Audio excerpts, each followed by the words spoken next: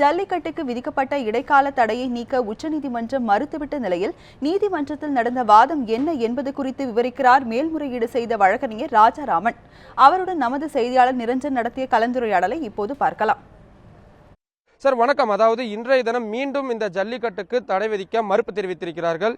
நீங்கள் என்ன மாதிரியான வாதங்களை முன்வச்சிங்க? அதாவது பார்த்தீங்கன்னா, நமது தமிழ் இனம்னு பார்த்தீங்கன்னா தொன்று தொட்ட குடி, இந்த மாதிரி ஒரு பழமையான குடி. அதாவது பார்த்தீங்கன்னா சிவிலைசேஷனில் இருக்கிறதுக்குள்ளே ஒரு மூத்த குடி நம்மளோட குடி அப்படின்னு நாங்கள் சொன்னோம். எங்கள் கலாச்சாரம் வெள்ளைக்காரன் கலாச்சாரத்தை விட 3000 வருஷம் பழமையானது. இந்த கலாச்சாரம் வெள்ளைக்காரனுடைய சட்டங்கள் விலங்கினங்களை பற்றிய புரிதலை கட்டிப்படுத்த முடியாது. நாங்கள் எங்களுடைய காளைகளை எங்கள் குடும்பத்தை அங்கராக நாங்கள் பேர் வச்சு சொல்லி தான் கூப்பிட்றோம். நாங்கள் காளையை வாடிவாசலில் விட்டு நாங்கள் ஜல்லிக்கட்டு விளையாடுறப்ப எங்களுடைய சிறந்த பென்ஸுக்காரை நாங்கள் ஓட்டி பார்க்குற மாதிரி தான் நினைக்கிறோம். அது ஒரு குரூயல்ட்டி கிடையாது. அது ஒரு மிகவும் பாசமான ஒரு ஏறு தழுவும் விளையாட்டு அப்படின்னு நாங்கள் சொன்னோம். இது பார்த்திங்கன்னா இந்த வெள்ளைக்காரனுடைய சட்டம் நம்மளை எங்களுடைய பழமையான கலாச்சாரத்தை கெடுக்கிற விதத்துலையும், இந்த மாதிரி ஒரு ஜல்லிக்கட்டியை அழித்து எங்கள் காளைகளை கேரளாவுக்கு கசாப்பு காளைகளாக போகிறதுக்கு வழிவகுக்குது. அப்புறம் பார்த்திங்கன்னா ஜெர்சி பசுக்களை கொண்டு வருவதற்கும் எங்களது சிறப்பான இண்டிஜினஸ் பசு மற்றும் காளைகளை அழிக்கிறதுக்கான வெளிநாட்டு சதி, இந்த மனுதாரர்கள்லாம் அந்த மாதிரி ஒரு சதிகாரர்கள் தான் நாங்கள் எடுத்துரைத்தோம். இந்த சதியை நம்ம பார்க்கணும்.